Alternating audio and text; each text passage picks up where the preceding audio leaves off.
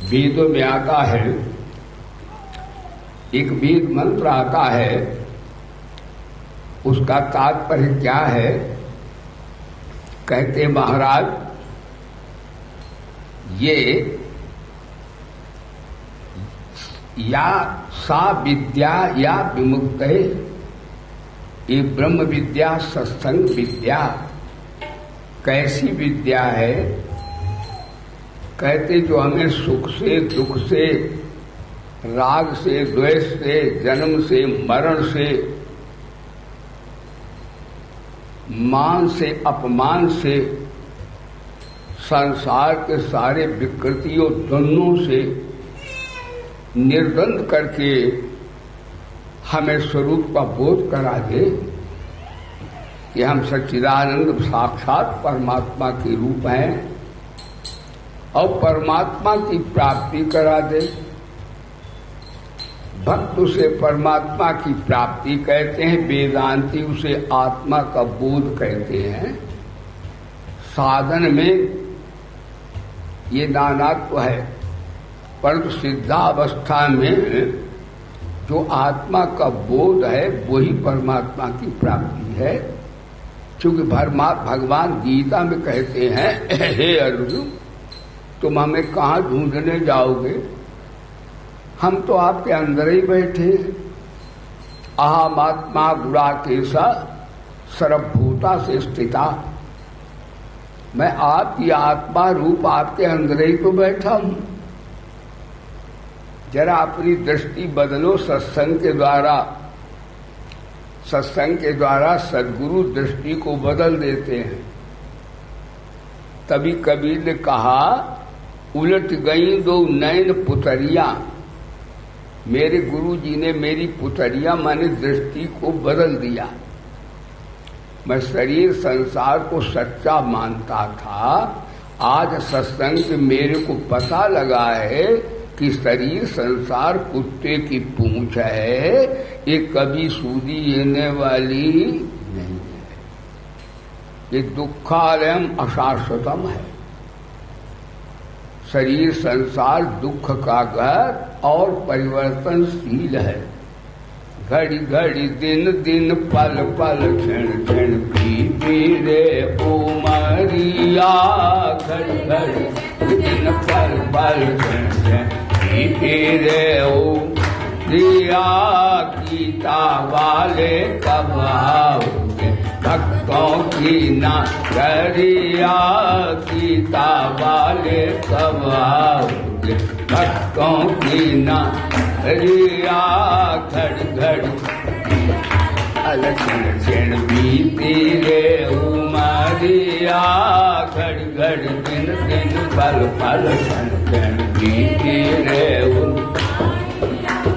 तो गुरु जी, सत्संग का अर्थ होता है नजर को बदल देना। एक दृष्टम तत्सृष्टम। सृष्टि कैसी भी नहीं, जैसी हमारी दृष्टि वैसी हमें आभासित हो रही, दिख रही है। सृष्टि नाम की कोई सत्ता ही नहीं है। ध्यान देना, कई बार श्रवण किया, दृष्टि नीची हो गई हया बन गई, नीचे दृष्टि ऊंची हो गई अदा बन गई, और नजर फिर गई तो कजा बन गई।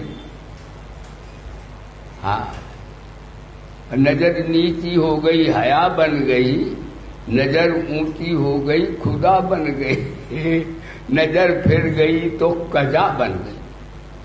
तो गुरु जी क्या करते, सत्संग में दृष्टि देते हैं कि जो चीज को तुम सच्चा समझते हो वो कुत्ते की पूंछ है।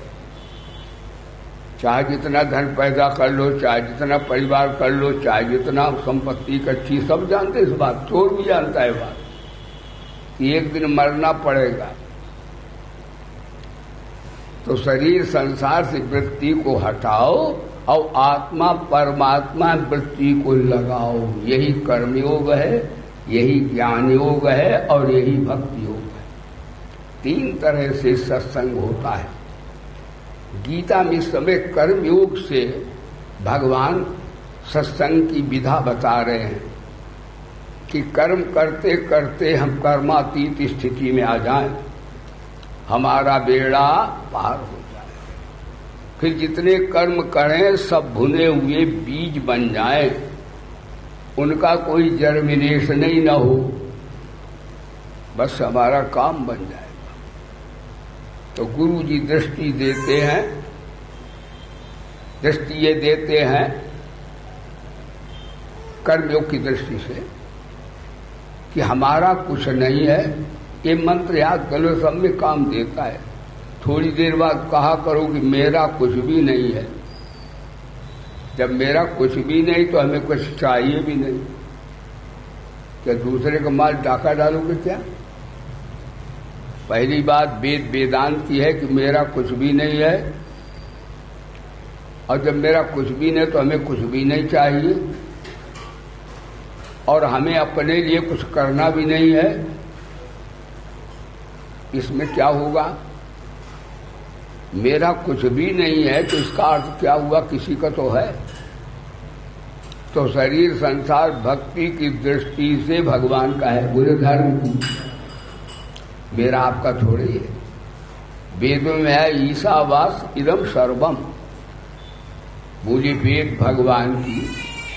वेद कहते हैं ये अंड पिंड ब्रह्मांड जो है ये परमात्मा का रचा हुआ परमात्मा का है। तो परमात्मा की चीज है, उसको हम अपनी माने तो ठीक बात है क्या?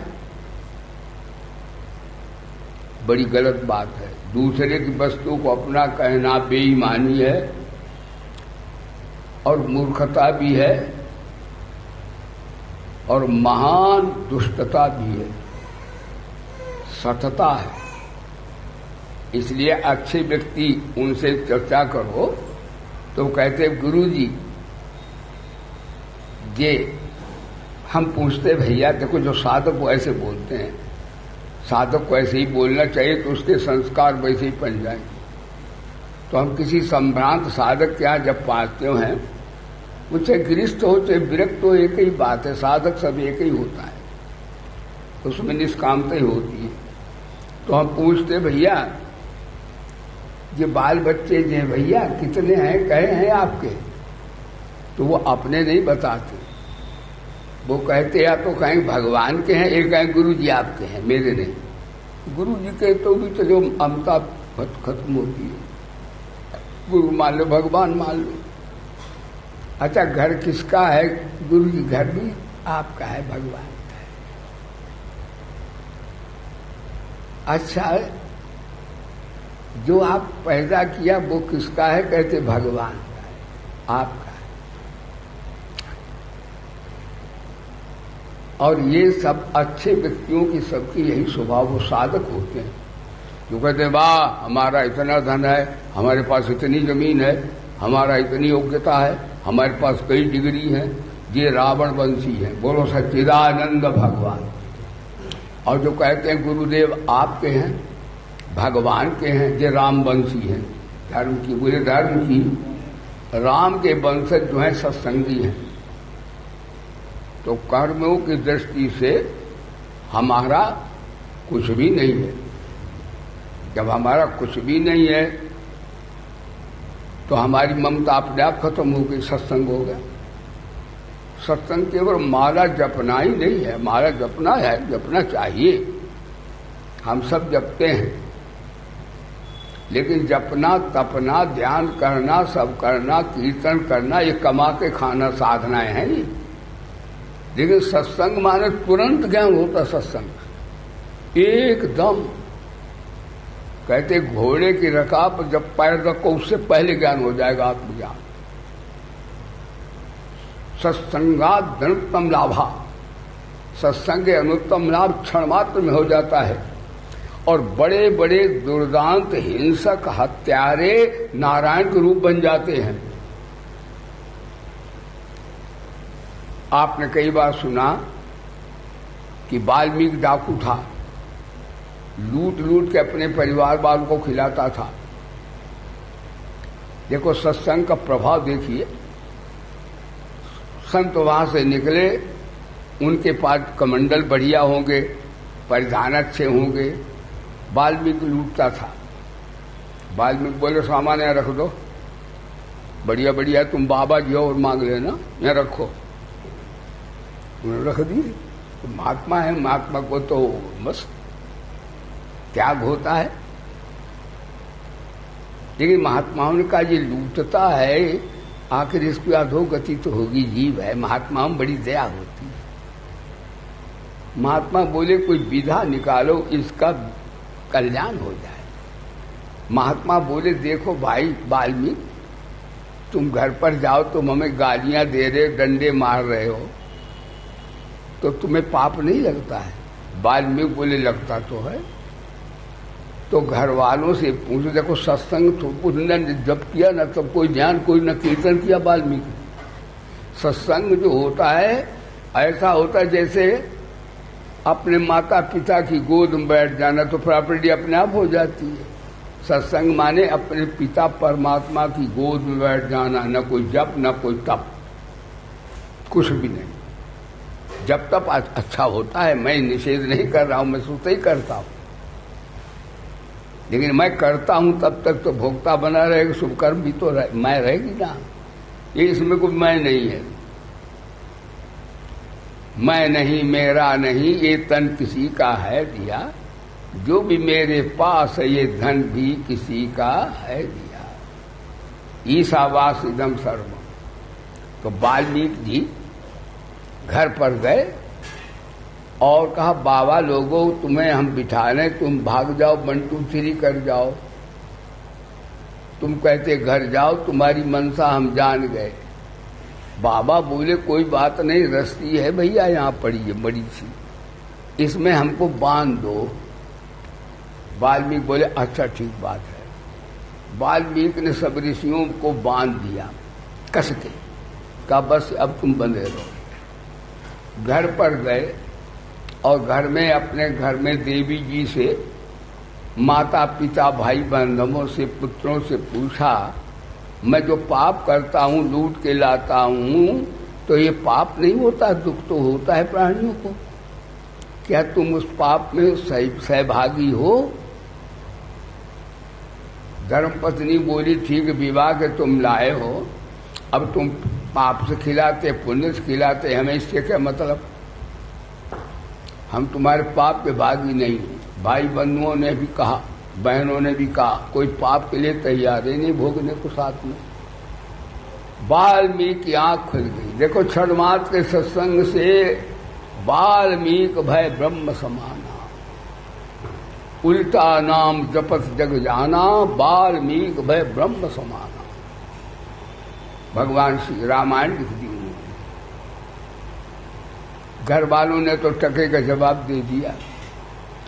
इसलिए कर्मयोगी तुम भी कहो एक दिन शरीर छूटेगा, शरीर बड़ा दगाबाज है, चाहे जितना हम्माम साबुन इसमें लगाओ, चाहे जितना पियर से लगाओ, चाहे जितना आप चेकअप मेकअप करो, मालिश करो, कुछ भी करो, रबड़ी रसगुल्ले खिलाओ, मर जाएगा, धोखा देगा, जाएगा नहीं, कतई नहीं जाएगा, किसी का नहीं गया।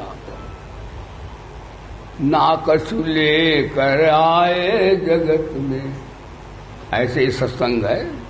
ना कछु ले कर आए जगत में, ना लेकर कछु जाओगे, सुमिरन बिन गोद खाओगे, सुमिरन बिन गोद मुट्ठी बांधे आए जगत में।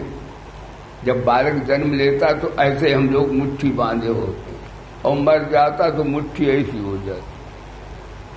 मुट्ठी बांधे आए जगत में, हाथ पसारे चले जाओगे, सुमिरन बिन गोद खाओगे, सुमिरन बिन गोद। वाल्मीकि जी आए और संतों को छोड़ दिया और कहा संतो तुमने हमारे नेत्र खोल दिए, अब आज से हमें कुछ ऐसा बताओ ताकि मेरा कल्याण हो। उन्होंने कहा कोई बात नहीं, तुम अपने घर का पालन करो, कर्म करो, कर्मण्ये बाधिकारस्ते मां फलेषु कदाचन। और कर्म भी कौन से? अनासक्त भाव से, निष्काम भाव से। समाज की सेवा करो, घर की सेवा करो। कर्म करने के लिए मनाही नहीं कर रहे हैं आपको। यानी सकामी कर्म करते हैं माया की ओर जाने के लिए और निष्कामी कर्म करते हैं कन्हैया की ओर जाने के लिए। गाड़ी है, इधर कर दो, घुमा दो, उधर कर दो, कुछ ज्यादा फर्क नहीं है। अभी तुम अपने लिए, परिवार के लिए, समाज के लिए, स्वार्थ के लिए काम करते थे, अब यही काम सबके हित के लिए करो, सबके लाभ के लिए करो, परिवार की भी सेवा करो, सब काम करो, कोई बंधन नहीं होगा। यानी सकामता मैल है, निष्कामता निर्मलता है। निर्मल मन जन सो महि पावा, मोहि कपट छल छिद्र भावा। जो निश्चल और निर्मोही है बस वाही मुझको पाता है। मक्कार फरेबी दगाबाज कब मेरे आगे आता है। मैं उसका सच्चा साथी हूँ जो तन मन धन से आरत है। मैं उसका सच्चा संगी हूँ जो जन मेरी शरणागत है, मेरी शरण आ जाए। लेकिन कर्मयोग में कोई बात नहीं, तुम भगवान की शरण ना हो लेकिन निष्कामता की शरण तो आई जाओ। यानी कर्म करो, फल का परित्याग कर दो। तो जो सकामी, जो भक्त लोग भगवान की शरण लेकर के तृप्त हो जाते हैं, वेदांती जो हैं वो भी महाराज वीतराग हो जाते हैं। राग द्वेष उनका मिट जाता है। कर्मयोगी भी सबके हित के लिए कार्य करते हैं और अपने लिए कोई फल नहीं चाहते, भी वीतराग हो जाते हैं। यानी सबकी सेवा करते हैं ना तो पुराना राग खत्म हो जाता है, और लेते हैं तो नया राग पर तो वीतरागे भी हो जाते हैं। यानी वीतराग ज्ञान योग में होता है तो कर्मयोग में भी हो जाता है। लेकिन ज्ञान योग में बड़ी त्याग है, असंगता, विवेक, वैराग्य बहुत है। उसमें क्लेश है, क्लेशोदिकर्ताम, अधिक जल्दी से, यानी कठिन साधना है ज्ञान योग की। लेकिन कर्म करने में कोई बात नहीं। वो ऐसे निष्काम कर्म योग है सत्संग कि भोजन में ही, यानी भोजन अलग से नहीं, अलग से औषधि न पाओ, केवल भोजन को ही औषधि बना दो। यानी ज्ञान योग और दूसरे योगों में साधना करो भाई, लेकिन कर्म योग में कोई साधना नहीं है। केवल भोजन को किस भाव से करो कि भोजन को औषधि बना दो। यानी भोजन औषधि कब मिलेगा? जब सकाम कर्म करते थे तो मैल था, निष्काम कर्म करो वो। अब तुम कर्म दुनिया के करो। चाहे गीता में तो यहां तक लिखा, चाहे सारे संसार को मार दो, अगर तुम्हारे अंदर आसक्ति नहीं है, अहंता नहीं है, कर्तृत्व की कोई कामना नहीं है, तो मार करके तुम ना तो वास्तव में पाप मारोगे और न पाप से बनोगे। कैसा कर्म योग है कि दुनिया के कार्य करते हुए निर्लिप्त भाव से, वेदांत भाव से आप निकल आएंगे। कोई गृहस्थी छोड़ने की जरूरत नहीं है, कोई जंगल में जाने की जरूरत नहीं है। और जंगल में भी जाओ सकाम भाव से वहां बैठो कि खूब भजन करेंगे, कोई अच्छा भगत आएगा तो रबड़ी रसगुल्ला खिलाएगा, तो जंगल में बैठ के भी भोगी हो। बोलो सच्चिदानंद भगवान। और घर में बैठ के भी योगी हो कि सारे हित के लिए कार्य करेंगे, किसी सेवा लेंगे नहीं, ममता रहित, संताप रहित हो करके ये सारे कार्य करेंगे, तो घर बैठे आप योगी हो। गीता बता रही है कि ऐसे तुम घर बैठ के योगी हो। अर्जुन तो भाग रहा था कि मैं सन्यासी हो जाऊंगा, मांग कर खा लूंगा और ऐसा भयानक कर्म युद्ध नहीं करूंगा। भगवान बोले तुम कर्म ना करोगे और युद्ध ना करोगे तो क्या नहीं मर जाएंगे? क्या तुम इन्हें जिंदा रख लोगे क्या? भाई नहीं, तुम युद्ध करोगे तो भी तो मर जाएंगे। भीष्म पितामह ये सब मरेंगे तो शरीर तो सब मरते ही जा रहे हैं। लेकिन अर्जुन की आसक्ति शरीर और संसार में है, अब वो भी मोह में है। हाय परिवार मिट जाएगा, भाई बंधु मर जाएंगे, ये हो जाएगा, वो हो जाएगा। भगवान बोले अच्छा, परिवार तुम्हारे बाप है कि हमारा है, तुम बताओ। जमीन तुम्हारी है कि हमारी, पर तुम बताओ। क्यों भाई, ये दुनिया तुमने बनाई कि मैंने बताई, तुम बताओ। यानी अर्जुन जो कहता भगवान से काट जाते बराबर। तो अर्जुन कहता दुनिया तो आपने बनाई। तो भगवान बोले दुनिया मैंने बनाई तो युद्ध होगा, सत्यानाश होगा, तो मुंह हमारा पीला पड़ना चाहिए कि तुम्हारा? क्यों भाई, दुकान पे घाटा हो जाए तो मजदूर को है मुंह पीला पड़े कि लाला जी का? भाई दुकान तो लाला जी की है, घाटा नफा लाला जी का है। तो भगवान बोले मैं तो हंस रहा हूं प्रासन्न भार्स, और तुम्हारे बाप का कुछ भी नहीं, तुम रो रहे हो। तुम्हें कौन रुला? ममता, कामना और मोह। मोह सकल व्याधिन कर मूला। देखो एक्सीडेंट होते बहुत से बच्चे मर जाते हैं, हम लोग रोते हैं, लेकिन जब हमारी बिटिया हमारा बेटा मरता तब हम रोते हैं। हम माने हम, यानी उसको मैंने अपना मान रखा है। जब अपना शरीर भी नहीं है तो बेटा बिटिया अपने कैसे हो जाएंगे?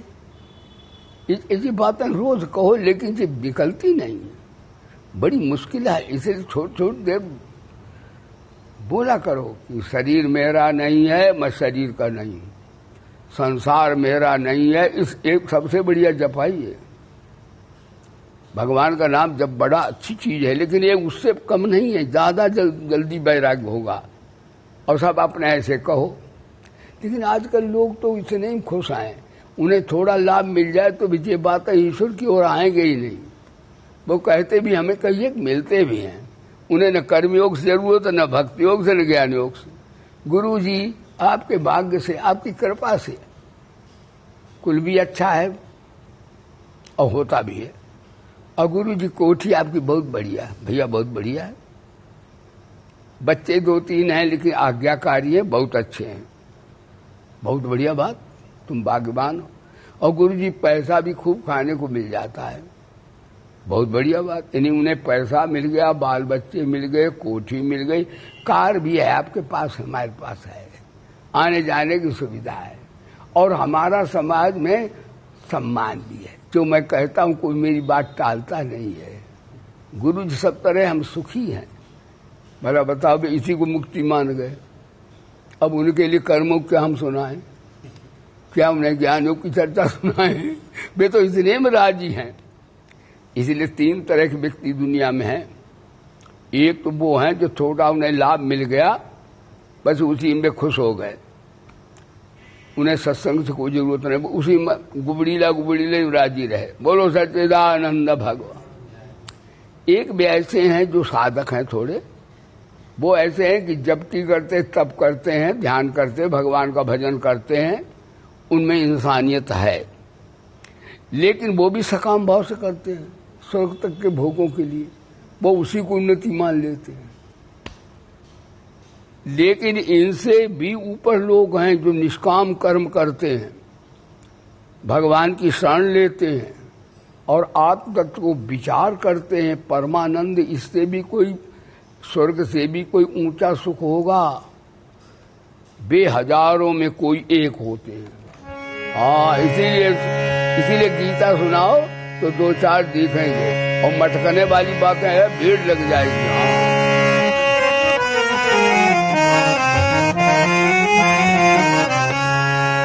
गौरा जी ने भोले बाबा से कहा, बाबा एक बात बताओ, एक कौवा को इतनी बड़ी शरणागति भक्ति कैसे मिल गई? हजारों आदमी तो थोड़े लाभाई को अपना नफा मान देते हैं, एक कौवा इंसान भी नहीं है, ये कैसे बन गया शरणागत? आप नर सहस्त्र मास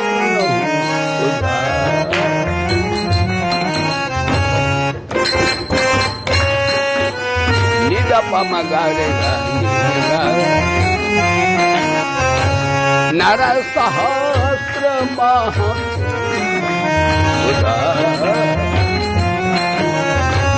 ओ ये कहो धर्म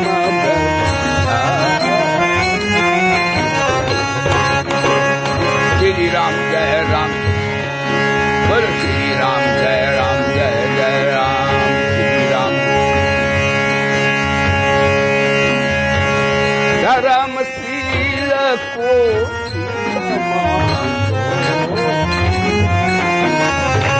धर्मशील को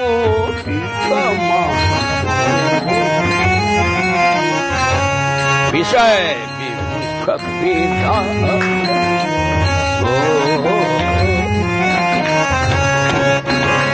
श्री राम जय जय राम श्री राम। धर्मसी कोटि विरह समाधे कोटि विरह समाधे सम्यक ज्ञान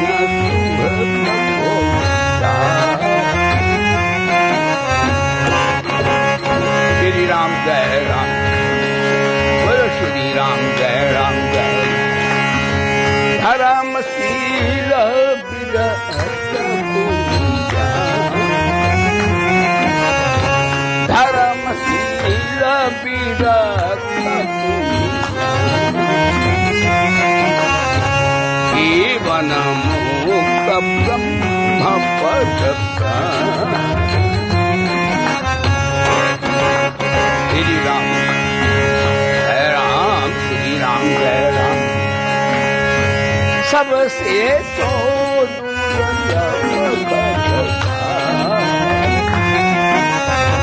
सबसे तो दुर्लभ राम भक्ति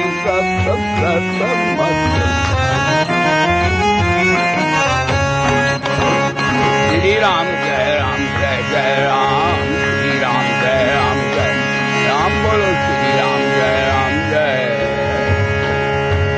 इसलिए हमारे शंकराचार्य भगवान भी कहते हैं दुर्लभ में तक देवानुग्रह हेतुकम देवा अनुग्रह हेतुकम मनुष्यत्वम मुमुक्षुत्वम महापुरुष संशय।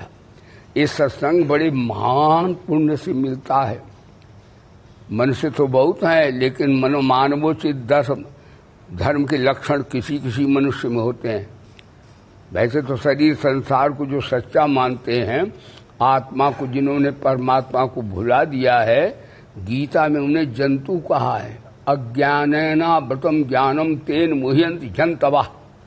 जो शरीर संसार मोह माया में पड़े हैं और जिन्होंने परमात्मा को इस देने वाले को भुला दिया है और माया को अपना मान लिया है, ऐसे व्यक्ति मनुष्य नहीं है। इनकी आकृति तो मनुष्य की है लेकिन गीता कहती ये जंतु है, जंतवा। इसीलिए प्रलय काल आ गया है। अब दुनिया में शरीर संसार धन संपत्ति जायदाद जमीन को सच्चा मानने वाले ज्यादा हो गए हैं। ऐसा नहीं सभी नहीं इसको सच्चा मानते हैं, होती तो उनके पास भी चीज। आज कान खोल के सुन ले दुनिया कि धन को, शरीर को, संपत्ति को, वैभव को और लौकिक विद्या को भी, ये विद्या भी अविद्या है। डिग्रियां ले लेना, ये सब अविद्या है। और ईश्वर को भूल जाना, देने वाले को भूल जाना, अपने कर्तव्य को भूल जाना, निष्कामता को भूल जाना, सकामता वासनाओं में, ममता में, कामनाओं में अपनी वृत्ति को आबद्ध कर देना, ये गीता कहती मनुष्य नहीं है, ये जंतवा है। ज्ञानेन तु तत् ज्ञानम एन मुह्यन्ति जंतवा। इसलिए भैया हम लोग जंतवा न बने, हम तो मंतवा महामानव बने। और मानव विचारशील प्राणी है, वो निष्काम कर्म कर सकता है। देखो पशु निष्काम कर्म नहीं कर सकते, देवता निष्काम कर्म नहीं कर सकते, क्यों? भोग रहे, पुण्य उन्होंने किए, स्वर्ग भोग रहे, वो भी उल्टे लटकेंगे आगे, फिर मरण जन्म उनका भी होगा। लेकिन हम लोग निष्काम कर्म करके समाज के रूपी ब्रह्म को, समाज रूपी देखो सबके लिए कार्य करते हैं, वो परमात्मा के लिए कार्य होता है। भले ईश्वर को आप मानो या ना मानो, निष्काम कर्मयोग में ईश्वर की ज्यादा मानने की आवश्यकता नहीं है। आवश्यकता है सबके हित के लिए कार्य करने की, और सबके हित के लिए कार्य करोगे तो सब माने सब में परमात्मा है, अपने आप हो जाएगा। यानी निष्काम कर्म करने से असंगता अपने आप आ जाएगी। अचाह, और मतलब अचाह हो जाना, ये अकिंचन हो जाना, ये वेदांत के शब्द हैं। यानी उससे तीनों शरीरों से अपने आप अटैचमेंट निष्काम कर्म करने छूट जाएगा। और यदि भावना प्रधान हो तो भगवान की शरणागति हो जाएगी। तो निष्काम कर्मयोग इन दोनों का एक तरह पिता हुआ। यानी निष्कामता के बिना अंतःकरण शुद्ध होता नहीं, अंतःकरण शुद्ध हुए बिना न तो शरणागति होती है और न वेदांत का ब्रह्म ज्ञान होता है। इसलिए भगवान बोले निष्काम कर्मयोगो विशिष्यते। ये निष्काम कर्मयोग साधन में सुगम भी है, इसमें कुछ छोड़ना नहीं है, केवल निष्काम भाव से, अनासक्त भाव से, निर्लिप्त भाव से और निष्काम भाव से कार्य करना है, बस ये बात है। और भगवान बोले ऐसे कार्य मैं भी करता हूँ, मैं निर्लिप्त भाव से, निष्काम भाव से, सबके कल्याण हित के लिए कार्य करता हूँ। और मैं जब अवतार लेता हूं तो मेरा उद्देश्य यही रहता, भगवान कौन सी विपत्ति पड़ी जो अवतार ने अवरों में गाँव में यहाँ आकर के। भगवान को तो वो तो खुशबू है, पूर्ण सर्वज्ञ पुरुष परमात्मा प्रभु हैं, वो इसीलिए आते हैं कि निष्काम सेवा कर्म करने के लिए, कि जो लोग नहीं जानते हैं, भगवान बोले जो भोले भाले हैं उनको मैं अपना कर्म करके स्वतः दिखाता हूं कि ऐसे मैं निष्कार कार्य करता हूं। अवतार लेता हूं तो सबके हित के लिए लेता हूं, है सबको दुष्टों का दमन करके मानवता की रक्षा हो, दैवत्व की रक्षा हो, है। इसलिए भगवान बोले मैं निष्काम भाव से सारे कार्य करता हूं और निर्लिप्त भाव से सारे कार्य करता हूं। इसलिए तुम भी इसी से अर्जुन कार्य करो। देखो जो होता है, मोही की रति किसमें होती है? मोही की रति होती है परिवार में। जो ज्यादा अपने परिवार का चिंतन करे समझो मोही आदमी है। परिवार तो सब परिवार भगवान का है, सारा विश्व परिवार, वसुधैव कुटुंबकम, ध्यान देना। और लोभी की रति किसमें होती है? धन में। ज्यादा धन का ध्यान करे, जमीन जायदाद का और पैसों का, ये व्यक्ति लोभी होता है। बोलो सच्चिदानंद भगवान की। और ज्यादा मान सम्मान जो चाहता है, बहुत ज्यादा, इसकी रति होती है अहंकार में, बोले धर्म की। और भगवान आज का प्रवचन निष्काम कर्मयोग से परमात्मा की प्राप्ति, विहाय कामान या सर्वान पुभास्यत निष्प्रिया निर्ममो निरहंकारा शांति मत गच्छति। और साधक की रति होती है सबकी सेवा निष्काम करने, उसकी ना होती परिवार में, ना होती धन में। जब धन परिवार उसको दुनिया चाहती वो तो है, जे नहीं उसके पास धन नहीं। निष्कामी आदमी के चरणों के पीछे धन घूमता है, अपने लिए नहीं चाहता, उसके लिए दुनिया लेके घूमती है। जाना समझो निष्कामी हो जाए तो हमें कोई पूछेगा नहीं। अरे इतना पूछेगा कि विनोबा भावे जगह जगह गए, यानी कितनी जमीनें लोगों ने अरबों खरबों उन्हें दे दी, क्योंकि निष्काम है। उन्होंने अपने परिवार के लिए नहीं, अपने लिए नहीं, अपनी सुख सुविधा के लिए नहीं, समाज के लिए कार्य किया। दयानंद ने भी समाज के लिए कार्य किया, विवेकानंद ने सबके लिए कार्य किया। देख लिया आज दुनिया में वो चमक रहे हैं, महान आत्मा हो गए।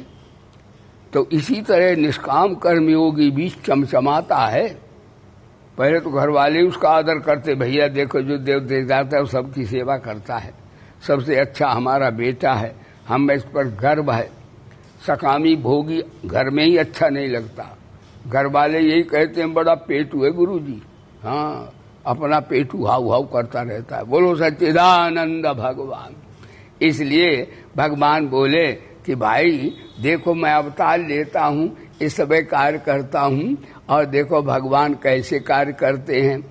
देखो भगवान मिलते हैं तो सबसे कैसे मिलते हैं, अपने क्षुद्र होके मिलते हैं।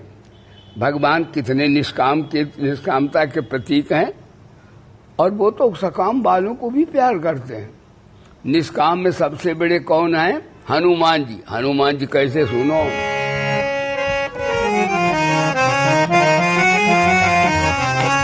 हनुमान सम नहीं बड़ हनुमान सम नहीं बड़ नहीं को राम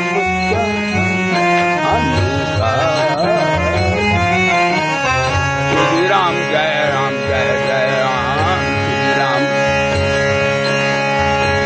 गिरिजा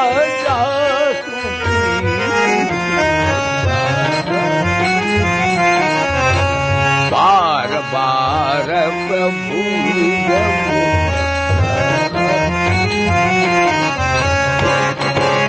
श्री राम जय राम जय जय राम श्री राम जय राम जय। ध्यान दीजिएगा, निष्काम सेवक कौन है? हनुमान जी। हनुमान जी की भगवान प्रशंसा कर रहे हैं, ध्यान देना। लेकिन भगवान हमारे इतने उदार हैं कि वो समता में रहते हैं। यानी निष्कामता के प्रतीक भगवान तो हनुमान जी से भी ज्यादा हैं, लेकिन वो कहते हनुमान जी को ही निष्काम की आदर्श हैं ये। ध्यान देना, भगवान सकामियों का भी कल्याण चाहते हैं। सकामियों में कौन है? विभीषण हैं जो शरण हुए, और सकामियों में सुग्रीव हैं, उनकी स्त्री उनका धन बाली ने अपहरण कर लिया था। तो भगवान हमारे ऐसे निष्काम सेवी हैं, उनके लिए पापी पुण्यात्मा महात्मा सबकी सेवा करते हैं। इसलिए निष्काम कर्मयोगी बुराई रहित होकर कार्य करे, तभी वो कर्तव्य परायणता में पास होता है। जो किसी के गुण दुर्गुण देखता है वो निष्काम सेवा कर ही नहीं सकता।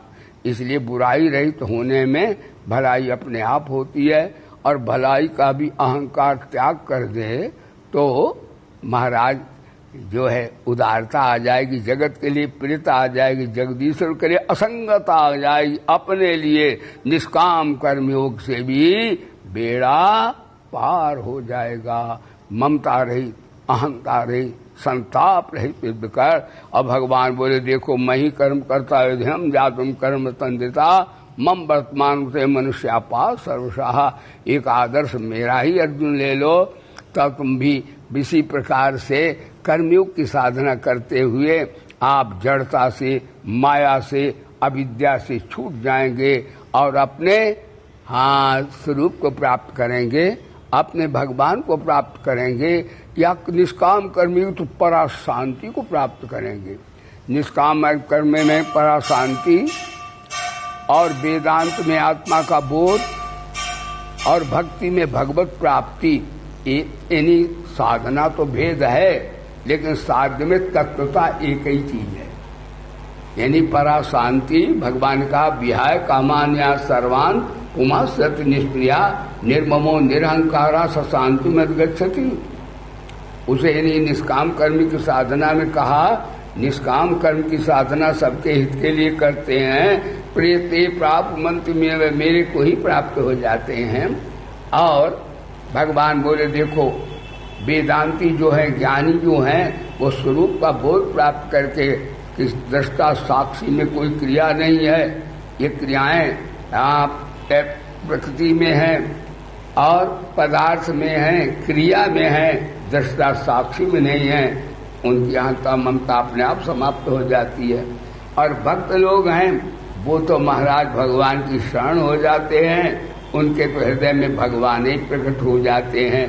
उन्हें तो क्या कुछ लेना देना क्या, उनका तो सब अपने आप स्वतः कल्याण भगवान कर देते हैं।